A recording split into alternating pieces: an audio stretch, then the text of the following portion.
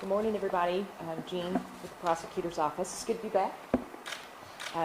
Anyway, it's very good to be with this group, such a broad group of individuals that all have the same mission. And when you have the same mission, you have the same core mission of reducing harm, finding ways to reduce harm. You can have a lot of good that can come from that. So that's why I'm here, because I share that mission. I share the focus of how we can improve our city, how we can make this place safer. So one of the things that I did as part of a group effort yesterday was engaging in custom notifications. Some of you will remember those were something we started doing again under interim chief Joe Mabin. And it came from our old NOVA days of just going out in the community and trying to talk to people about acts of violence that we knew were occurring. But we couldn't quite get a case around that. So our goal was, how can we stop those acts from occurring? How can we stop future acts of retaliation from occurring? And so I was part of a small team that did that work yesterday. I think it's important for me to actually have my boots on the ground as well and do that kind of work, walking up to people's doors and seeing who might be willing to engage, who might be willing to talk to you. And one of the key things I've learned is in this job is when you approach somebody, no matter who they are and where they are from and what their life experiences are, if you approach them with a degree of humility and understanding and a desire to want to know them, the door generally opens to you. The dialogue generally opens. So that's how we approached yesterday, with a little multidisciplinary team of a prosecutor, police officer, and social worker, so that we could see what services perhaps we might be able to offer those who are really in need and want to get off this path that they're on. And while we need focused arrests and prosecutions, that is part of this strategy. It's needed because sometimes you have to remove individuals from our community that are causing so much harm and so much damage. But this model alone, I wish it would work, but it doesn't. Not alone. Not alone. So we can't solve this problem of violence just by being tougher and tougher and tougher. Toughness is needed, but arrest and prosecution cannot be where the story begins and where it ends. So while all of us seek to do our work more fair, more evenly, we really want to be very focused on those who cause harm in this city. So we're engaging also in this help model, which also came about during those NOVA days, of how might we also engage and offer help.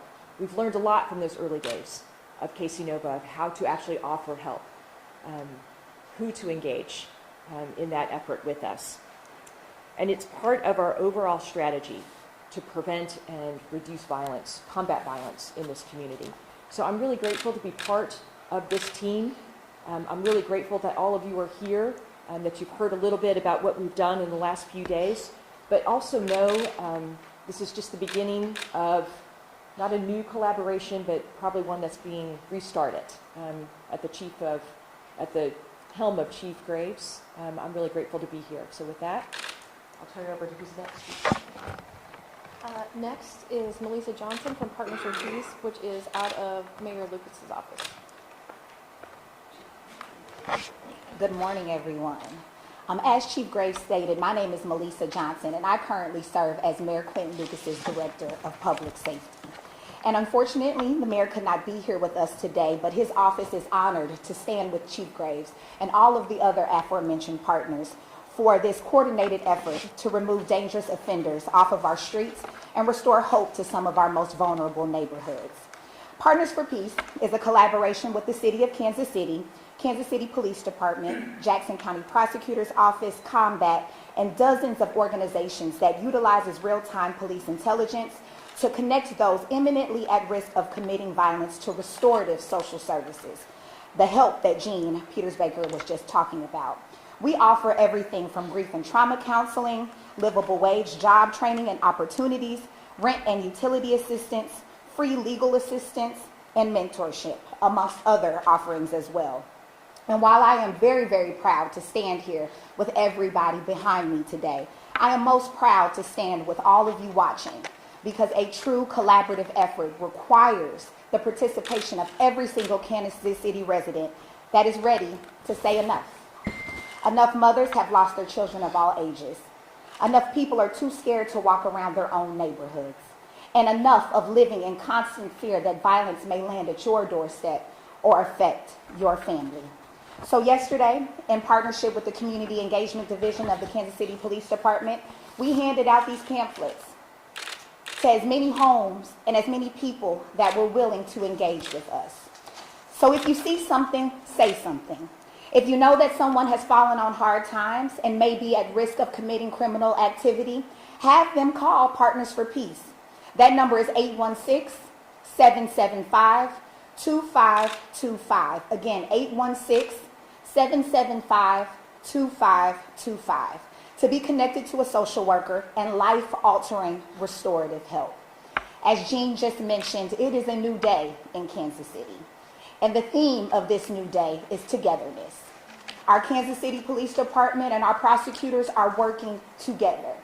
Kansas City Police Department officers and the community are working together. Now we need all of our neighbors, all of our community members to also work together to restore peace to our beloved city and create a safer and more equitable city for everybody. And again, the number for Partners for Peace is 816-775-2525. And I thank you for your time this morning. Councilwoman Park Shaw. Good morning, everyone. I am 5th District Councilwoman Raina Park Shaw, and it is an honor to be here, standing with all of these amazing committed individuals and representing all of the organizations in the neighborhoods working together to address our violent crimes here in Kansas City. It's already been said that many in our community have said enough is enough. Well, a few months ago, Kansas City City Council said enough is enough. And we made a historical investment of $30 million over the next 5 years to prevent violence, to prevent the root causes of violence. And we just started about the beginning of May, so a couple of weeks ago, really trying to work aggressively under the leadership of City Manager Brian Platt to get those dollars out into the community, into those grassroots organizations' hands who have been instrumental in having success in reducing violent crimes but didn't have the capacity to expand. And so I will caution you or ask you to look over the next several weeks for additional RFPs that will be out on the street as we are working diligently to make sure that those dollars get out into the community, the neighborhoods, the faith groups, the small businesses that are working in the community to address this.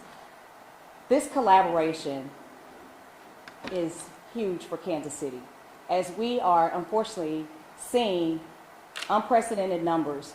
We were on a track of having our worst year yet, but I am confident that with all of us partners working together, that we will make an impact on our violent crimes and homicides in Kansas City. And I have to applaud the chief for bringing all of us together. Thank you so much, first of all, for listening to the community, and thank you for acting on it. The Kansas City Council, and I have to acknowledge my colleague, Kevin O'Neill, who is here with me today. The Kansas City Council is listening as well. We know across our city, we have the #1 priority that individuals are listing in every district is they want safe, thriving neighborhoods. And we are committed to doing that, which is why this intense focus on doing things like making sure that we address the blight, the land bank properties, making sure that they're mowed, making sure that those abandoned properties are torn down, making sure that we're fixing our sidewalks, fixing our streets, a myriad of items that these neighborhoods really needed all along. But we now are focused on making sure that we can address the specific issues in those neighborhoods, because the beauty about this program is that it focuses on improving the areas, because I think data shows that crime happens in areas where people think nobody cares. Well, we're here to show that we do care, and us working together to ensure that the city departments are working together, focused on all of those issues that have plagued our neighborhoods for years. These neighborhoods where we see the violent crimes, the highest amount of violent crimes, will get the attention that they have been asking for and the attention that they deserve in a focused manner. So I'm so glad and honored to be here today and to be a part of this team, and look forward to seeing our improved statistics over the months to come. Thank you. City Manager Brian Platt. Thank you, Chief. Thank you, everyone. Studies show that the neighborhood environment directly affects the propensity for unwanted activity. And so on the city side, we're doing what we can to make sure that our neighborhoods and our streets and our communities look and feel safe and comfortable. We're replacing all of our 90,000 streetlights in this city with LEDs, which provide better lighting. We're focusing that in areas of high crime and unwanted activity.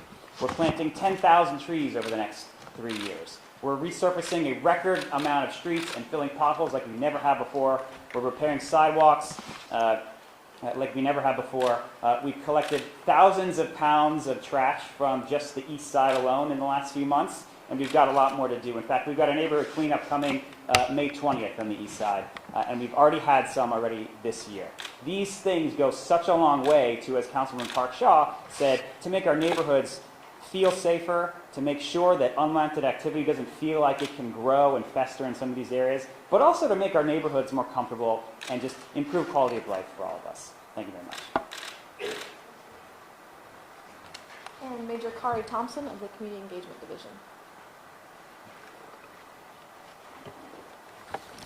Good morning. We love Kansas City. The Community Engagement Division is the division of the community. We are the division of Kansas City. Community engagement is a long-term professional approach to addressing crime reduction.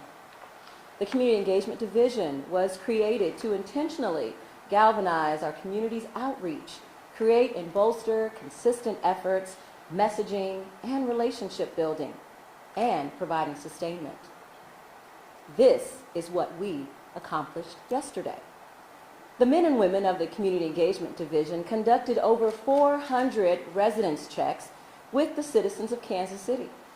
We passed out over 3,000 flyers regarding police services, Partners for Peace, Crime Stoppers, trash and bulky item pickup, and our upcoming old school block party.